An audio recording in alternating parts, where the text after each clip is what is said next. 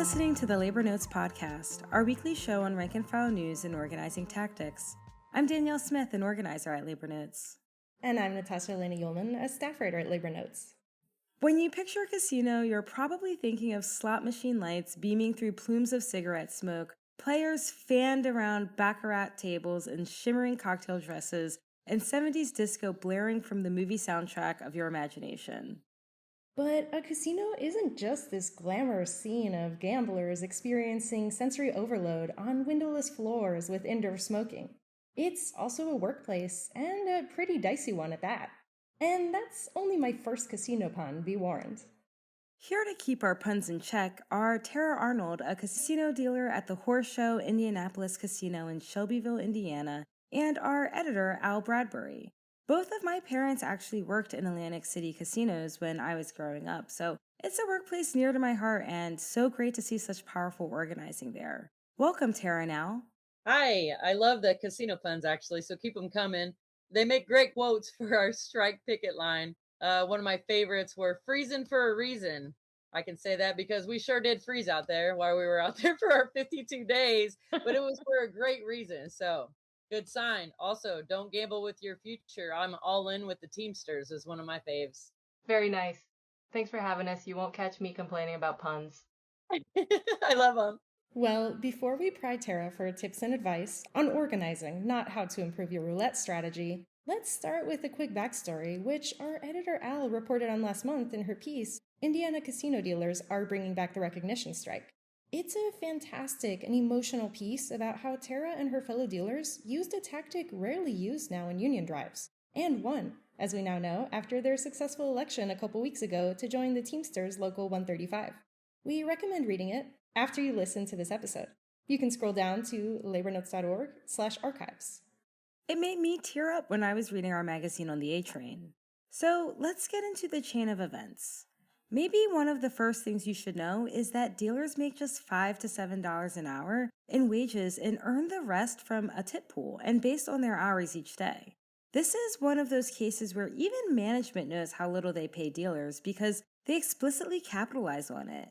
They've actually hired more dealers to keep tables open longer because they figure they can make up those labor costs if even one gambler loses $100, as Al wrote. Also, about that tip pool, if your coworker is out on PTO on a given day, they still count towards the pool, which is basically a form of making workers pay for each other's time off. Plus, some dealers are dual rate workers, which means they sometimes work as floor leads for a higher rate between $23 to $25 an hour, but they don't earn any tips. Workers can also get terminated on a dime and have generally described an environment of fear, especially of raising complaints even in extreme situations. One of the more harrowing stories in this piece was about how dealers even had to work in floodwater on a day when a water pipe burst. So the workers did what you do when your employer acts like they hold all the cards. They marched on the bus in September, showing that they have supermajority support to join Teamsters Local 135. Then they got an October 17th date to vote in an election supervised by the National Labor Relations Board. And management did what it does before a union vote, which is to bring in a management-side law firm where lawyers billing hundreds of dollars an hour or even over $1,000 an hour tell you why your boss can't afford to pay you a fair wage. And then the government shutdown on October 1st gummed up the works. Not on the dealers' watch, though. When their boss rejected their proposal for a neutral third party to oversee the vote, they voted 92% to go on strike instead for union recognition, a throwback tactic, as Al described it. On December 5th, when they finally had their election, they overwhelmingly voted to join the Teamsters Local 135. Tara, what was it like to organize to build towards a strike? Is that something you were expecting you might have to do, or was it something that started to dawn on members when management refused to go ahead with the election on October 17th? It was something that I really never expected. I kind of sat back and watched it proceed, and as it progressed, it just grew on me. I mean, we had to do something. We're sitting there getting disciplined with no cause. Insurance is going down in coverage, up in cost. Our work conditions, like you spoke before about the flood that we had to work through, there was no heat. It was like 40 degrees in there, flooding in water with wires underneath us. I mean, these are some of the work conditions that we're forced to work in. Now, other departments, while they were union, were allowed to leave and be safe.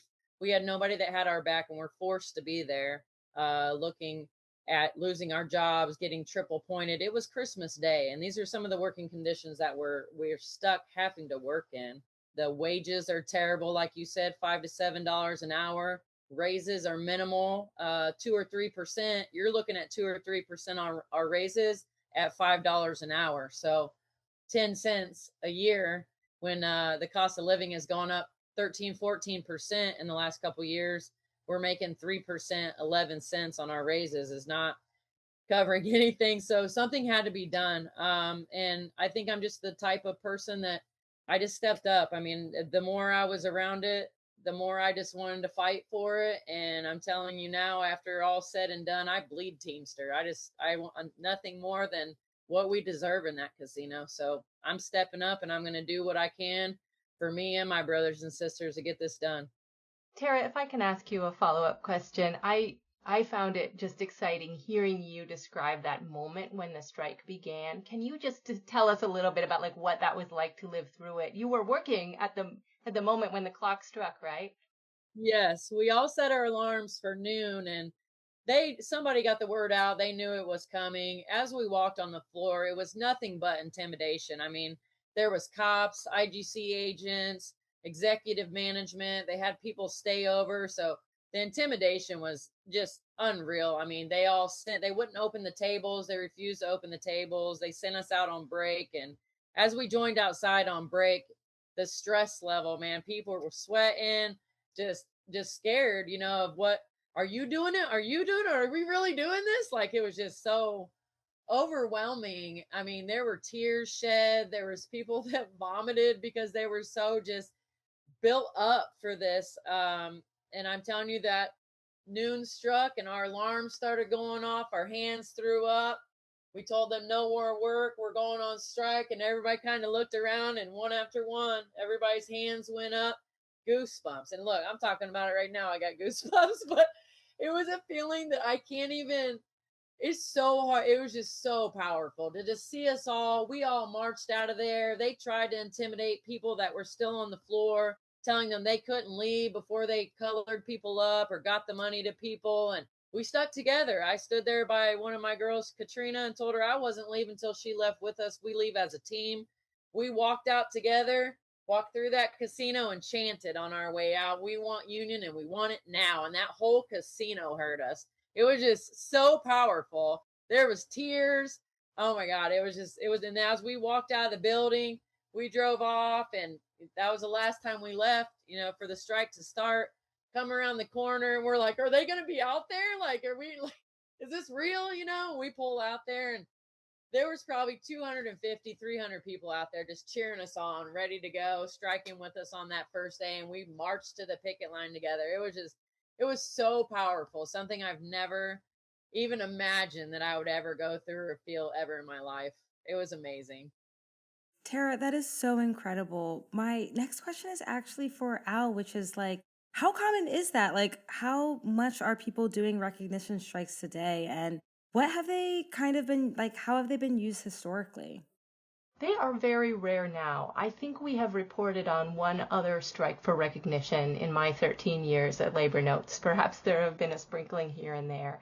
But it used to be that striking for recognition was the main way that people had to form a union. Like when we think of the organizing wave of the 1930s, when large numbers of workers joined unions very quickly, this is how it was done. Like you think longshore workers, steel workers, auto workers. Maybe the most famous was the Flint sit-down strike, where GM workers at a General Motors plant in Michigan not only struck but occupied their factory to make sure it couldn't reopen, and then that spread to many other General Motors factories, forcing the boss to the table. And this stuff was so thrilling for workers and so disruptive to employers that in the middle of that 1930s strike wave, they passed the National Labor Relations Act to create more of an official, less disruptive channel. And gradually, more and more unionizing has moved into that official channel where you sign cards, you hold an election. And then a similar thing happened in the public sector in the 1960s and 70s when, again, a lot of workers in the public sector didn't have formal collective bargaining rights, so there were a number of wildcat strikes unionizing, like the the sanitation workers in Memphis, Dr. King's last campaign, the Great National Postal Wildcat Strike, and again, often these strikes led to the enactment of laws to create some more official channel. And these days, often people don't have that thrilling experience. They have, a different kind of terrorizing experience from the boss. I mean, that part is in common, but the climactic moment of an election, it still can be quite exciting, but it's on a different order, I think, than what Tera has described. Yeah, and Tara, we left off, you mentioned marching out to the picket line on day one. But that was just day one. I'm curious, what did it take to run pickets every day for weeks, and what sort of support did you get from folks outside the union, and what was management's reaction like? So I think the biggest challenge was you've got a huge diversity of us workers. Collectively as dealers, I would say there was probably 60 of us maybe out, 140 of us out there total. Now we had family members and supporters and stuff out there along with us, but I'm going to tell you, I'm not a real active person. Okay. So I went from doing my norm to I'm checking my phone app to see how many steps I'm taking. And I was averaging about 16,000 steps a day. We had three different entrances that we occupied.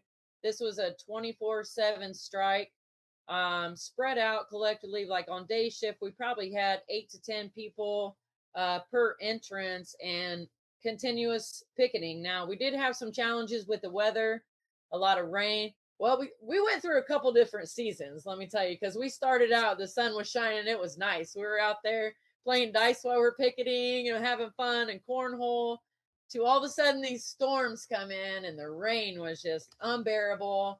The wind was terrible next to the interstate.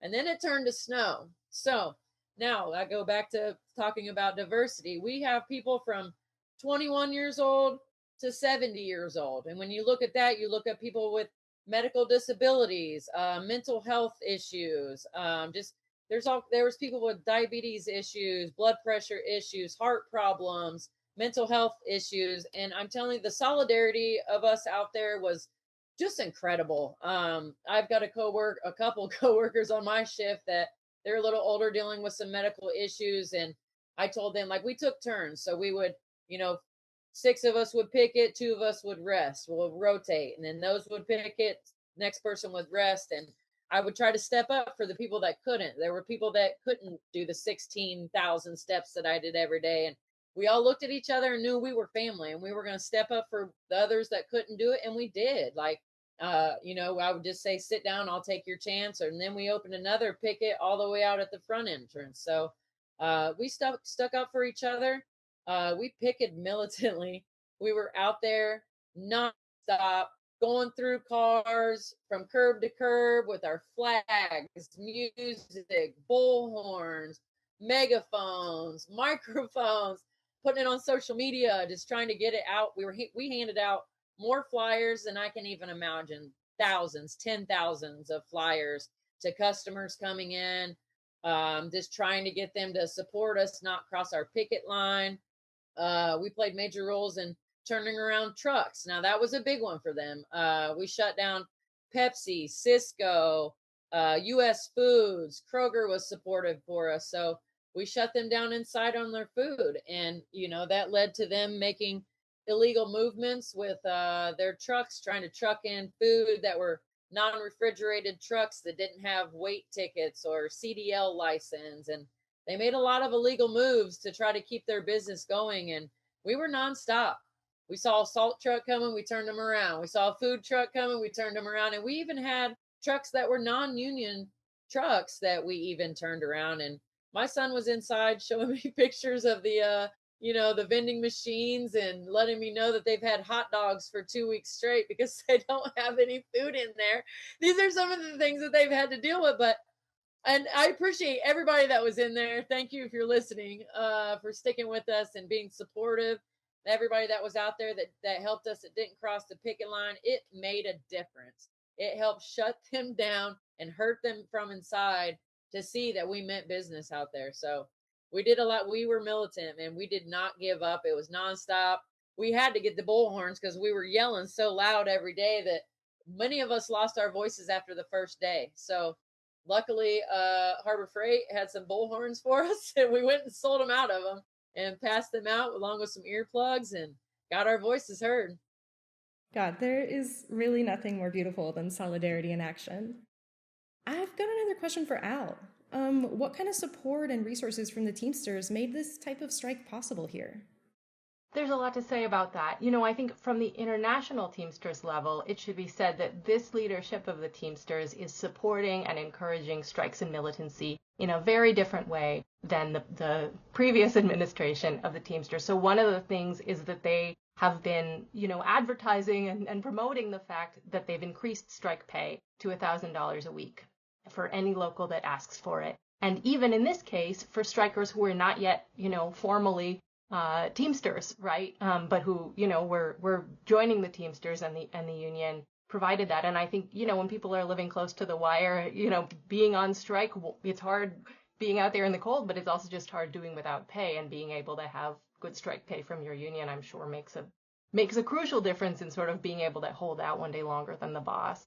And then at the local level, Local 135 of the Teamsters is a local that is itself under reform leadership, where members got together and organized and elected a different leadership and are running a much more militant local than they used to. So both, I know you all got a lot of support from local leadership, including at one point President Dustin Roach came out and committed civil disobedience walking the picket line when the casino had gotten the cops to come and chase people off and threaten to arrest people over a dispute over who owned that portion of the sidewalk. But then also all those Teamsters, many of those drivers who were refusing to cross the line, the Cisco and Kroger and Pepsi and UPS drivers who were, not bringing packages and food in, are themselves part of the local, and have been involved in their own militant contract campaigns and, getting their fellow members more engaged and showing up en masse at the bargaining table and, having these kinds of experiences too. And so I think all that activity, people are like primed and ready to support each other. I also just want to note, I think then there were people who were supporting you, but who were having to cross the picket line and go to work, including some Teamsters Local 135 members who work in a different part of the casino, but didn't have the right in their contract to honor the picket line. And I think that's something you all have come out of it with a renewed sense of we've got to get that language in our contracts in the future so that we can back each other up. And Tara, I know at one point during the strike, you drove up with a fellow striker and dealer, Dakota Massman, to the Caesars Casino in Anderson, Indiana. What was that like, and what did you find out there? We were ready to extend this. We were getting a little, not upset, but just kind of bothered that we were still outside, and they started asking management. So Anderson Casino dealers are union. Okay, so they cannot transport their dealers down there to help them. But they did, however, get their management team to come down and help. They were paying their managers $45 an hour plus a $50 gas card per told to us by their table games leaders to come help them deal games down here. So we went up there to kind of scare them to stop sending their management down when you guys are our sister company and your dealers are union. We stood on the circle. We got the cops called on us probably 5 times in the 8 hours that we were there. The cops said everything that we were doing was legal and to stop bothering them, basically. But we went out and handed out flyers trying to ask them to not cross the picket line and just kind of give them a scare tactic that if they keep sending their management down there to deal our games, that we will extend our picket line. We were going to do what it takes to get this done. If that meant extending up the Anderson, so be it. What was the biggest lesson for you all from this strike and organizing experience, and what are you looking forward to next? I've learned so many lessons. I think the biggest one that I have learned is solidarity in numbers. It's hard to get your voice out, especially with a corporation as big as Caesars, just with a couple people. Now, when you have solidarity in number like we did, walkout was powerful. The amount of people that we had outside was powerful. They have to listen when you have that many people inflicting them. So that was huge. You fight for what you deserve. You want something, go get it. And I've been taught that from a little kid. My dad said, if you want something, you fight for it and you go get it. That's just, nothing's handed to you. Go get what you deserve. So that was a big one just growing up. I did inquire a hoodie along this process that said your biggest mistake was thinking I was a sheep. And that's a fact because we were lions out there yelling every day. This weekend, I came up with a new motto hanging out with my friends. Here's how it goes: I'm scared. Let's do it. Because that's how you make change. Anything that is going to be easy is probably simple. Something that's hard is going to hurt, is going to be stressful, impactful. It's not going to be easy, but I'm going to tell you, it's going to be worth it. And one of the main things that I've learned is leadership is everything. Seeing Dustin Roach, Dave Schrader, they've showed us what leadership is about. They've showed us that having somebody behind you that cares for you, that'll help fight for you, that'll be there for you is huge. The worst part of being with somebody with a bad management, that's how you crumble. You don't have a leader, you don't have anybody to look up to. Having the Teamsters behind us showing us what leadership is really about, solidarity is really about, it's just been so powerful, so educating. And like I said, I bleed Teamster now. I can't do it any other way anymore. They've taught me what it's about now is to have somebody to have your back. The solidarity of the brother and sisters of the Teamsters has been more powerful than I've ever seen in my life. So that's the main things I've learned. Just reaching out, getting to know your customers has helped us majorly. The 7 stars that's had our backs, all the union people that's had our backs. Solidarity has just been amazing from every angle. Yeah, so as we often say, the organizing never stops, and I'm curious what you and your coworkers are up to now and what management has been like since the vote. So we had our vote December 5th. I don't know if you can see the tally, but it was a shootout. We knocked them out of the water, 100 to 47, and that was after they threw out 50 of our votes, saying they were uneligible. They said they didn't know when certain people their hire date was, which is fake news. They questioned the dual rates, saying that we weren't eligible, fake news. But we had so many. You see this? We had so many that we said, go ahead and throw them out. We don't even need them. So we went ahead and won without those 50 votes. It was out of the park. We knocked them out of the park, won it. They went inside on Monday, the 8th. There has been a lot of conflict since they've went in. There's a lot of fight back from management. You have a right to object on the vote, 7 days. So the last minute at 4:59, the casino filed an objection saying that the labor board was bribing us with their $1,000. Now this is something that is very untrue. It's something that happens all the time, and it's them not understanding what real leadership is. They were looking out for us, helping us pay our rent, pay for food. These are things that are common to every strike. And just like every other union busting tactic, it was just one more thing to delay the process. I'm sure this is all not recognized by the NLRB. It'll go through them and to their director. It may or may not go to a hearing on that, but it's not being recognized. That's ridiculous. And it just shows how much they want to fight back. They've had retaliation inside, saying that anybody that was on any social media or posting anything, this or that, was going to be retaliated against and disciplined. We also have people that have been called in to the office on false charges, asking for their union representation, which is required by law once you go back in there. And they denied them. They made them go into the office with no representation and forced them to have their disciplinary meetings with management.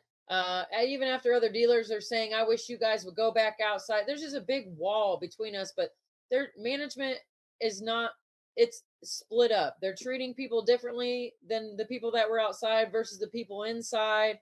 The schedules are favoriting the people that are inside versus outside. We're not getting the Teamster recognition that we have fought for, that we voted for, that we've been recognized for. They fail to recognize what is happening, which is just blowing my mind right now. We are Teamsters. We voted. We won that shoot. We threw it out the water. We won that vote, and we deserve that union recognition. We are Teamsters. Now, if they want to keep fighting it and keep delaying the process and delaying the process, go ahead. See what happens. I'm sure we got more tricks up our sleeve. We're ready for it. Sounds like you got him pretty scared, though. I also love that you got one more card game pun in there. Thank you for that. So Tara, I've got one more very important question. Are you going to be at the Labor Notes Conference in Chicago next June? I'm so excited. Let me tell you, I have the more I can learn about just the labor notes, the union in general, I want to know everything I can. And I would love to be there. I've already talked to some of the Teamsters about going. I really look forward to it. I hope I see you guys there. Absolutely. Count me in. See you there. I'll be looking out for you.